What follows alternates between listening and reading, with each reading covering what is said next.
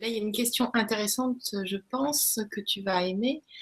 Bonsoir à tous. Dans le cas d'un cancer du sein au stade 4, conseillez-vous un jeûne thérapeutique seul ou un accompagnement avec la chimio ou un jeûne avec des jus de légumes est-il aussi adapté? Merci d'avance pour vos conseils, Pauline. Merci pour la question, Pauline.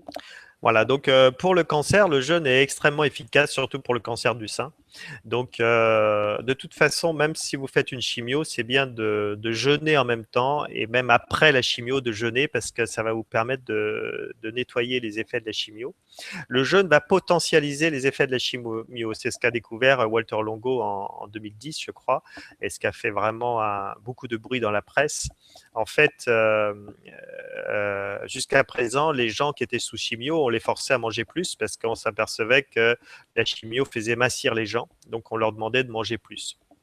Et là, en fait, on s'aperçoit que quand on fait jeûner les gens sous chimio, bien sûr, ils mincissent pendant le jeûne et pendant la chimio, mais après, ils rattrapent leur poids beaucoup plus que si ils avaient pris de la chimio. Donc, on s'aperçoit que par rapport au poids, il n'y a pas d'inquiétude à faire. Normalement, après, c'est au cas par cas quand on jeûne et qu'on prend la chimio. Et puis ensuite, surtout, ce qui est intéressant, c'est que quand on jeûne, le corps vit un état de stress. Alors, vous allez me dire, le stress, c'est mauvais pour la santé. Ben non, pas dans ce cas-là. Le corps vit un état de stress et c'est un stress qui fait que les cellules saines, les cellules qui sont en bonne santé, se mettent en situation qui fait que la chimio ne leur font pas de mal. C'est-à-dire la chimio n'abîme pas les parties saines du corps. C'est pour ça que quand on jeûne et qu'on a une chimio, on n'a pas d'effet secondaire normalement. Mais par contre, comme les cellules cancéreuses n'ont pas, ce sont des cellules mutantes dont les gènes ont muté, donc elles n'ont pas la mémoire, ou en tout cas, oui, elles n'ont pas la mémoire du jeûne. Les cellules cancéreuses, c'est un vrai cauchemar pour les cellules cancéreuses, le jeûne. Donc c'est pour ça que le jeûne en lui-même déjà permet d'éliminer beaucoup de cancers. Mais si on veut faire une chimio, ben, en faisant le jeûne, on va potentialiser la chimio. Donc je dirais que le jeûne plus la chimio, c'est un excellent outil pour le cancer. Après, ça va dépendre des chimios, parce qu'il y a des chimios qui durent plus ou moins longtemps, donc il va falloir adapter. Et puis, il faut aussi voir le poids de la personne, parce que si la personne a fait déjà plusieurs chimios, qu'elle est déjà très mince, ça va être difficile. Par contre, ce que vous pouvez faire en cas de chimio, je vous recommande de prendre de l'huile de foie de requin. Ça va vous protéger des effets de la chimio, surtout au niveau du sang. Donc, ça protège la formule sanguine grâce aux alkylglycérols qu'on trouve dans les huiles de foie de requin. C'est la marque Ecomer qui fait ça. Et puis aussi prendre du Fortior pour vous renforcer. Beaucoup de gens qui suivent ça, qui prennent Ecomer, Fortior et Propolis, sont pas, ils réussissent à faire des chimios sans être abîmés. Mais si en plus on fait jeûne et qu'on a ces compléments alimentaires, là, tout est bon pour mieux supporter la chimio et mieux se soigner du cancer. Mais il y a beaucoup de gens qui se soignent uniquement avec le jeûne et ça marche bien aussi. Un grand merci pour cette réponse. Je pense, merci aussi, Pauline, pour cette question. Je pense que ça a dû intéresser beaucoup de personnes aussi. Bonsoir à tous. Notre niveau de conscience peut-il agir sur le régime alimentaire qui nous est le plus approprié? Étant très sensible à la cause animale, je ne me vois pas manger de la viande ou du poisson et je ne ressens pas le besoin. Mmh mh. Là, on revient un petit peu sur la question de départ. Là, après, si on regarde dans la nature, alors là, je vais peut-être me faire des ennemis quand je dis ça, mais si on regarde dans la nature, voilà, c'est un phénomène naturel, c'est-à-dire un phénomène naturel de manger ce qui vit. Et souvent, les choses, voilà. Donc, peut-être que de manger les animaux, voilà, mais c'est pas sûr en fait. On n'est pas sûr que de manger les animaux, c'est pas quelque chose de spirituel après tout, parce que voilà, les animaux se mangent entre eux et la nature l'a voulu ainsi. Il faut Donc, surtout les remercier. Les remercier. voilà, si c'est fait, voilà, c'est ça, si c'est fait dans la conscience, si c'est fait, moi, voilà, ce que j'encourage surtout au niveau des animaux, c'est d'acheter des animaux, pour ceux qui mangent de la viande, c'est d'acheter dans des fermes bio ou même biodynamiques. Donc, ce sont des animaux qui sont élevés dans le respect, qui sont, si possible, tués dans le respect. il faut absolument éviter les animaux d'élevage, les animaux de batterie, même si c'est 80% de la production aujourd'hui. Donc, c'est d'acheter directement au producteur. Moi, c'est ce que je recommande, d'acheter au producteur. Vous avez d'ailleurs des prix intéressants parce que vous pouvez stocker ça. Après, voilà, c'est vrai que si la personne en question, c'est pas possible pour elle de manger des animaux, mais que si sa santé s'en porte très bien, bah, qu'elle continue. Hein. C'est voilà, il y a des gens qui se nourrissent de lumière, qui n'ont pas besoin de manger du tout, et il y a des gens qui arrivent à manger totalement végétarien. Les critères qu'il faut regarder, c'est la thyroïde. S'il y a hypothyroïdie ou hyperthyroïdie, c'est souvent un problème de carence. S'il y a hypotension, là aussi, s'il y a perte de libido, là aussi, perte musculaire, là aussi, ça veut dire que le corps, et pour moi, la vraie spiritualité, c'est le corps. Hein, c'est pas la spiritualité mentale, c'est la spiritualité du corps. Donc, si le corps n'est pas d'accord, et peut-être d'ailleurs aller voir un kinésiologue, et peut-être qu'avec le kinésiologue, faire parler le corps, et là, le corps va pouvoir apporter des réponses sur ce qu'il veut, lui, sur cette expérience terrestre, ce qu'il veut manger. Oui, Voilà. c'est une bonne idée, c'est une bonne idée. Ça. Mhm. Donc, merci Eric pour la réponse. Et Mariposa, c'est vrai que moi c'est pareil, j'ai beaucoup de mal à manger des animaux, c'est très rare. Et c'est vrai que, par exemple, les huîtres, elles sont pas persécutées ou quoi que ce soit, on va pas manger leur stress. C'est une autre approche. Après, de temps en temps, pourquoi pas, si tu le sens. Après, oui, faire le test comme tu dis, c'est. Mhm. Ça Alors, dépend.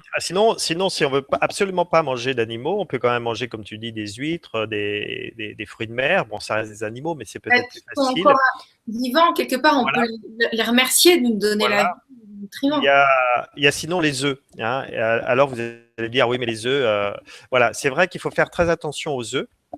Mais si vous avez des bons œufs, et les bons œufs, ce sont les œufs dont les poules sont en liberté, mais surtout qu'elles mangent de l'herbe. Parce qu'on peut acheter des œufs bio en boutique bio, et c'est marqué élevé en plein air, mais il n'y a plus d'herbe. C'est sur la terre battue. Et pour avoir un œuf équilibré, riche en oméga 3, il faut que la poule puisse manger de l'herbe.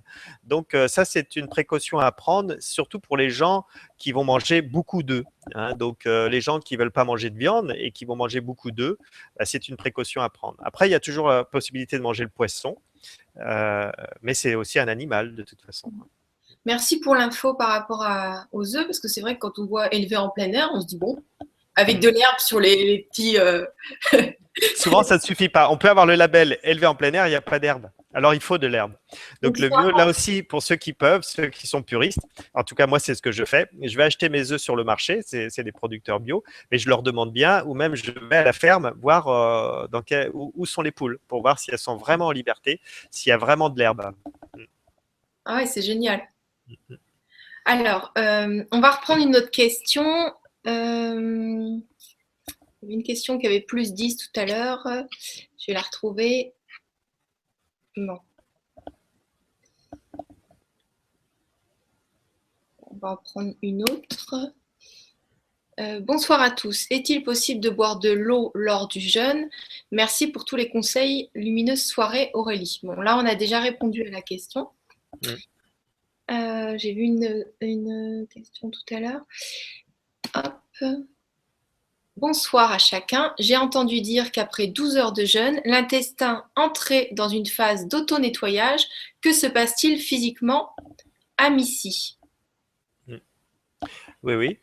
Donc, je confirme, mais c'est même avant 12 heures de jeûne. En fait, c'est dès que la digestion est terminée. C'est une des raisons pourquoi il faut jamais grignoter, ou il ne faut pas passer sa journée à manger en permanence. Est-ce que tu peux nous dire combien de temps il faut entre Ben, en deux? général, c'est 4 à 5 heures, c'est-à-dire suivant ce qu'on a mangé. Certaines personnes, ça sera 6 heures, mais au bout de 4 heures, 5 heures, il y a un mouvement, on appelle ça le mouvement pelvien. Je crois que c'est ça, alors je me trompe peut-être. En tout cas, il y a un mouvement qui se passe au niveau de l'intestin, une ondulation qui se passe au niveau des intestins, une ondulation. Et cette ondulation a pour effet de nettoyer les intestins et de décoller les bactéries qui sont dans les intestins ou dans toute la paroi digestive. Donc, ça nettoie. Néanmoins, dans un jeûne, puisqu'on parle des intestins, il faut accompagner le corps par un nettoyage intestinal. Il y a Shelton qui lui disait qu'il fallait laisser la nature se faire. Là-dessus, je m'écarte de lui en disant que non, il faut aider la nature en nettoyant les intestins. Donc moi je recommande la douche rectale. On peut faire l'hydrothérapie du côlon selon les cas ou d'autres méthodes, mais je préconise la douche rectale, comme ça les gens sont autonomes, ils peuvent le faire eux-mêmes et c'est même une pratique qui peut être faite en dehors du jeûne parce que la douche rectale, c'est aussi un moyen de détoxiner. Beaucoup de nos problèmes viennent des toxines intestinales, donc surtout les gens constipés, hein, faut jamais rester constipé parce que les toxines intestinales viennent repénètrent au niveau du foie. Le foie, s'il est fatigué, ce sont ces toxines-là qui vont être source de cancer du sein, par exemple la personne qui avait cancer du sein, ou de fibrome utérin, ou de cancer de la prostate. Donc il faut jamais rester constipé et nettoyer ses intestins. Donc, la J'aime douche, bien, il y a quelqu'un un jour qui m'a dit, on se lave les dents tous les jours, mais on ne se lave pas les intestins. Voilà, il faudrait, comme on se lave les dents, il faudrait se laver les intestins. Peut-être pas tous les jours, mais il faut penser à se vider les intestins régulièrement. Ouais. donc, la douche rectale, c'est quelque chose qu'on peut faire chez soi. Et Oui, l'hydrat du côlon, c'est quelque chose qu'on fait chez un spécialiste. Il y a oui, Dominique Bourdin qui viendra nous en parler lors d'une conférence. oui, Bien souvent, on cristallise des oui, aliments. À un oui, moment donné où on a une période de stress, ça reste oui, bloqué dans les intestins et oui, ça continue d'intoxifier régulièrement. C'est-à-dire que dès que ça s'engorge d'eau, hop, ça se libère dans les cellules, ça nous intoxifie. Et puis oui, après, ça se lyophilise, je crois qu'on dit comme ça, ça reste dans le ventre. C'est-à-dire que l'aliment qui a été cristallisé au moment d'une peur, d'une émotion négative, on garde nos émotions et si on nettoie nos intestins, les émotions négatives s'en vont avec. Donc, ça, on en parlera plus longuement, mais ce que tu dis, les douches rectales, je crois qu'on peut le faire chez soi. Voilà, la douche rectale, c'est quelque chose qu'on peut faire chez soi. Donc, alors c'est vrai qu'on s'en fait tout un monde. On se dit, voilà. Mais en fait, une fois qu'on l'a fait une fois, on s'aperçoit que c'est rien du tout. C'est absolument rien. Euh, je connais beaucoup de gens qui m'ont dit jamais je ferai de douche rectale, dont une personne qui avait le cancer du côlon. Et puis, eh bien, une fois qu'elle a vu tout le monde s'y mettre, alors pas ensemble, bien sûr, c'est chacun dans sa chambre, mais tout le monde s'y mettre et s'en sentir bien dans les jeûnes, bah, elle s'y est mise. Elle s'est soignée de son cancer du côlon, donc je suis très content parce qu'avec le jeûne et la Kousmine soignait les intestins avec la douche rectale. Moi, c'est à travers Kousmine que j'ai découvert ça, et c'est vrai que moi, ça m'a fait beaucoup de bien quand j'avais mon allergie. C'était un des outils qui m'ont aidé à me soigner de mon allergie. Voilà. Pourtant, j'étais pas constipé, hein, mais le simple fait de pratiquer la douche rectale, ça nettoie les intestins et ça évite que les toxines intestinales repénètrent dans la paroi intestinale. La En tout peau, cas, c'est la super. peau, elle est plus belle et la Voilà, peau plus douce parce que du coup, ça intoxifie pas les cellules. exactement. Même la pensée, hein, c'est plus clair. Voilà. Évidemment, On se libère. si on nettoie le deuxième cerveau, qui est le ventre, Mm. forcément, ça va mieux. Mm. Voilà. Et même quand on va mal, par exemple, on a une gastro ou on a une petite grippe, on se vide les intestins et tout de suite, le système immunitaire fonctionne mieux et le corps rebondit. Hein. C'est vraiment impressionnant. Ah oui, le corps fait Donc des là, au début du jeûne, ouais, ouais. Donc au début du jeûne, c'est très bien de faire ça. Ouais. Et des fois, il faut le faire tous les jours du jeûne. Ouais. D'accord. Alors, merci pour la réponse, Eric.